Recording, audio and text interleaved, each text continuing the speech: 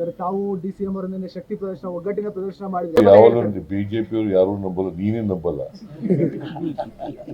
ಬಿಜೆಪಿಯವರು ನಂಬೋದೇ ಇಲ್ಲ. ಅವರು ಯಾವಾಗಲೂ ಸುಳ್ಳು ಮಾತ್ರ ನಂಬ್ಕೊಳ್ಳೋದು. ಅವರು ಸತ್ಯ ಯಾವತ್ತೂ ನಂಬಲ್ಲ, ನೀನು ನಂಬಲ್ಲ. ಅದರಿಂದ ಬಿಜೆಪಿಯವರು ಏನ್ ಹೇಳ್ತಾರೆ ಅನ್ನೋದು, ಅವರು ಸುಳ್ಳು ಹೇಳೋದ್ರಲ್ಲಿ ನಿಸೀಮರು. ಬರೀ ಸುಳ್ಳೇ ಹೇಳೋದು. ಅವರು ಸತ್ಯ ಹೇಳೋ ಗೊತ್ತೇ ಇಲ್ಲ ಅವರಿಗೆ.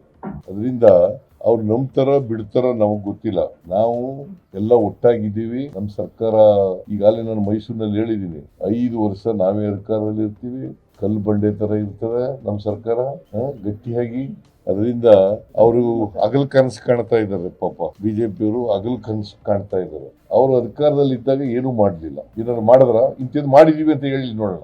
ನಮ್ಮ ಡಿ.ಕೆ. ಶಿವಕುಮಾರ್ ಹೇಳ್ತೇನೆ, ಸಾಕ್ಷಿ ಗುಡ್ಡೆ ಕೊಡಿ, ಬಿಟ್ಬಿಟ್ಟು ಹೋಗಿ ಅಂತ. ಏನ್ ಸಾಕ್ಷಿ ಗುಡ್ಡೆ ಬಿಟ್ಟು ಹೋಗಿದ್ದಾರೆ ಅವರು? ನೀರಾವರಿ, ಇರಿಗೇಷನ್, ರೂರಲ್ ಡೆವಲಪ್ಮೆಂಟ್, PWD, ಆಮೇಲೆ ಎಜುಕೇಶನ್, ಆಮೇಲೆ ಹೆಲ್ತ್, ಎಲ್ಲಿ ಬಿಟ್ಟಿದ್ದಾರೆ? ಯಾವ್ದು ಬಿಟ್ಟಿದ್ದಾರೆ ಹೇಳಿ ನೋಡೋಣ. ಅಧಿಕಾರ 4 ವರ್ಷ ಅಧಿಕಾರದಲ್ಲಿ ಇದ್ರು ಅವರು. ಕುಮಾರಸ್ವಾಮಿ ಒಂದು ಸಮ್ಮಿಶ್ರ ಸರ್ಕಾರದಲ್ಲಿ 1 ವರ್ಷ 2 ತಿಂಗಳು ಏನ್ ಮಾಡಿದ್ದಾರೆ ಅವರು? ಏನು ಮಾಡಿಲ್ಲ. ಸುಮ್ಮನೆ ಸುಳ್ಳು ಹೇಳ್ಕೊಂಡು ಜನರಿಗೆ ತಪ್ಪುದಾರಿಗಳಿರ್ತಕ್ಕಂಥ ಪ್ರಯತ್ನವನ್ನ ಮಾಡ್ತಾ ಇದ್ದಾರೆ.